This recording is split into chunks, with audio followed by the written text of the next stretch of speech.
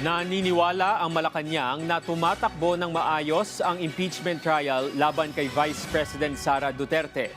Samantala, may sagot naman ang palasyo sa naging pahayag ni Attorney Salvador Panelo hinggil sa naging pagbabanta ng bise sa buhay ng ilang matataas na opisyal ng pamahalaan. Si Kenneth Pasyente sa Sentro ng Balita Live.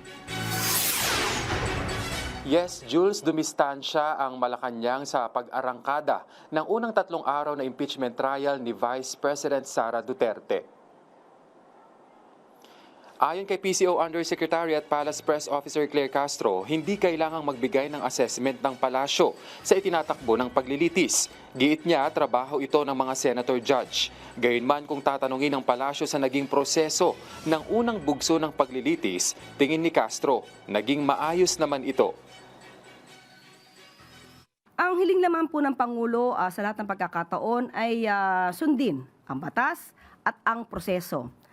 Sa nakikita po at nababasa rin po natin, na ipapakita naman na nagiging maayos po ang daloy ng hearing sa Senado.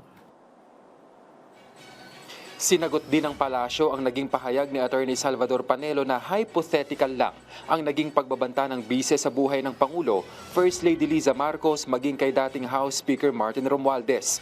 Giit ni Castro, malinaw sa kanyang online press con noong November 2024 ang binitawang pagbabanta ng bise. Ang pagbibigay po ng salita na kumausap na siya ng tao para patayin ang Pangulo, ang unang ginang at ang dating House Speaker, hindi po ito hypothetical. Nakita po ito. Hindi po ito gawa-gawang isip, hindi po ito pantasya. Sinabi po ito at mismong si Vice Presidente ay hindi pinapasinungalingan ang kanyang mga sinabi, ang kanyang pagbabanta sa buhay ng Pangulo. So wala tayong pag-uusapan tungkol sa hypothetical. Hindi po yan hypothetical.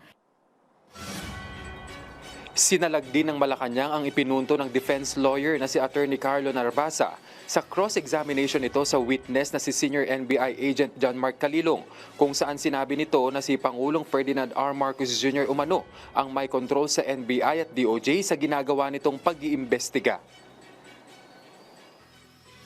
Para ipakita at nag-i-insinuate na may kinalaman ng Pangulo sa pag-iimbestigang ito, ito ay ang pinakamababa sigurong klase ng argumento. Ang NBI po ay may sariling mandato. Kung mayroong nakita at napatunayan naman po na may pagbabanta mismo sa buhay ng Pangulo at hindi lang naman isang tao, 2 tao nakakita nito, buong mundo ang nakakita ng pagbabanta sa buhay ng Pangulo, ni First Lady, at ni dating House Speaker. So, mandato po ng NBI na imbestigahan po ito dahil po ito ay para sa proteksyon ng ating Pangulo. Sa depensa naman ng kampo ng bise na dahil umano sa Operation Romanov o banta sa buhay ni VP Sara at ng kanyang pamilya ang ugat kung bakit nito nagawa ang pagbabanta, sinabi ng palasyo, binigyan ng pagkakataon ng bise na magbigay ng mga ebidensya patungkol sa sinasabi nitong banta sa kanyang buhay, pero hindi umano siya tumugon sa NBI. Hindi natin maiwawaksi ang pagiging vice-presidente niya at sa pagiging nanay niya. Ang pagbabanta ay pagbabanta. Sino ka man, nagbanta ka sa buhay ng Pangulo, kahit ikaw ay isang nanay, ikaw ay isang vice-presidente, walang pagkakaiba yon. Nagbanta ka pa rin sa buhay ng Pangulo. At yan muna ang latest. Balik sa iyo, Jules. Maraming salamat, Kenneth Pasyente.